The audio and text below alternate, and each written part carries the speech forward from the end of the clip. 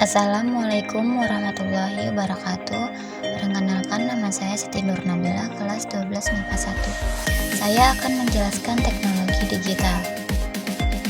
A. Penyimpanan dan transmisi data. 1. Penyimpanan data. Penyimpanan data merupakan aspek krusial dalam dunia digital yang memungkinkan pengumpulan, penyimpanan, dan pemeliharaan informasi secara elektronik.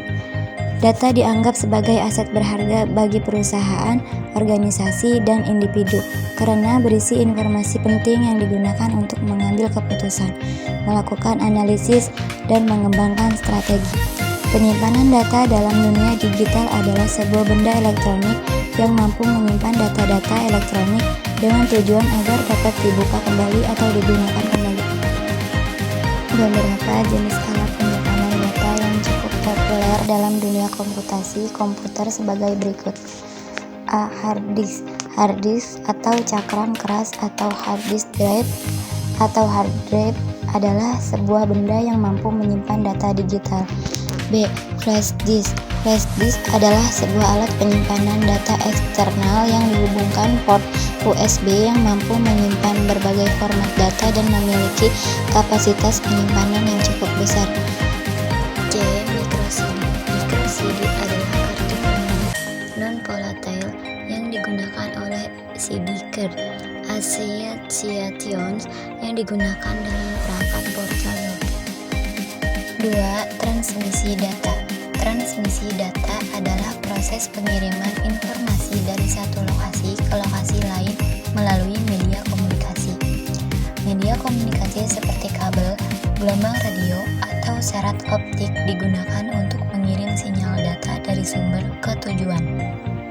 Selama transmisi, berbagai faktor seperti jarak, penggangguan elektromagnetik, dan kecepatan sinyal dapat mempengaruhi kualitas dan kecepatan pengiriman data.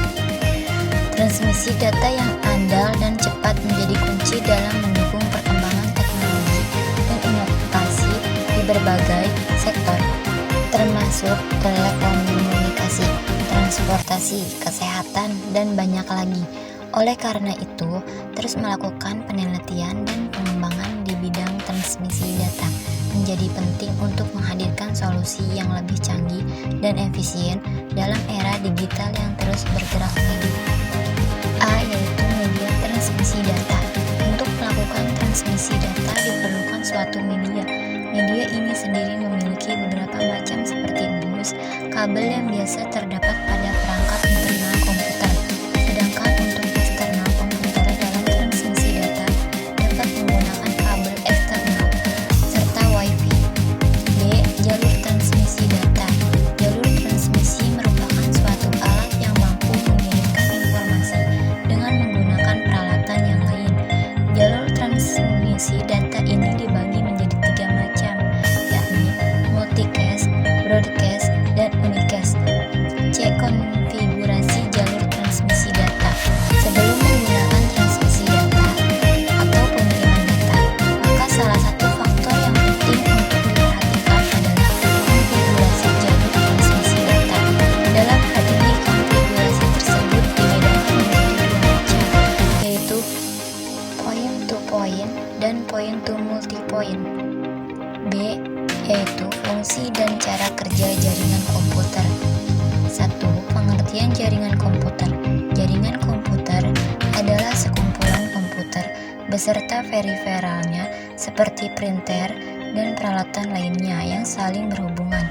Informasi dan data dihubungkan melalui kabel-kabel sehingga memungkinkan pengguna jaringan komputer dapat saling bertukar informasi, dokumen, dan data, serta mencetak dengan printer yang sama. Selain itu, pengguna jaringan juga dapat bersama-sama menggunakan hardware atau software yang terhubung dengan jaringan.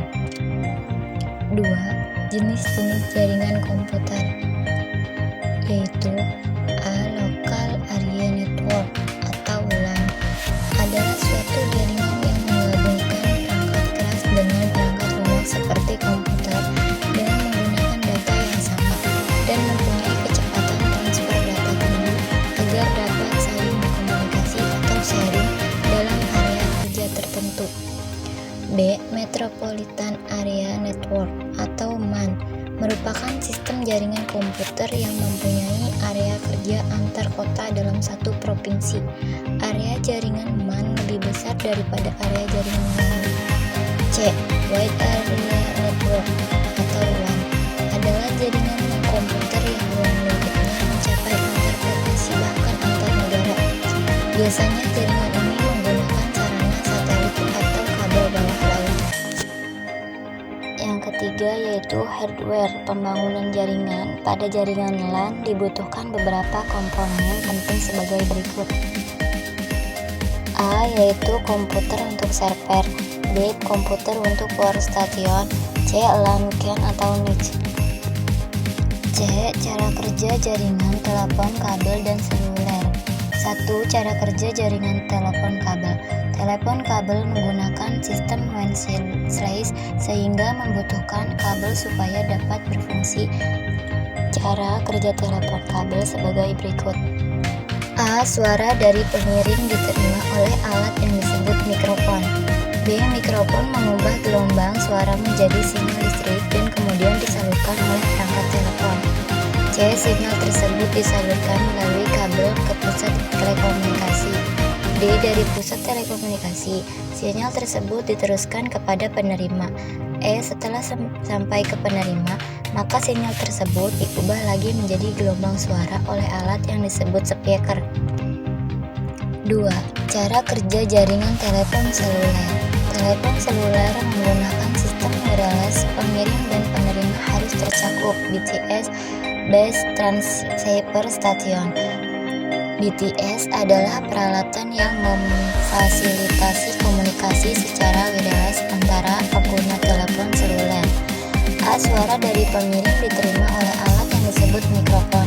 B. Mikrofon mengubah gelombang suara menjadi sinyal listrik dan kemudian dipancarkan oleh ponsel ke BTS terdekat. C. Sinyal tersebut diterima oleh BTS dan sinyal tersebut diteruskan ke pusat telekomunikasi.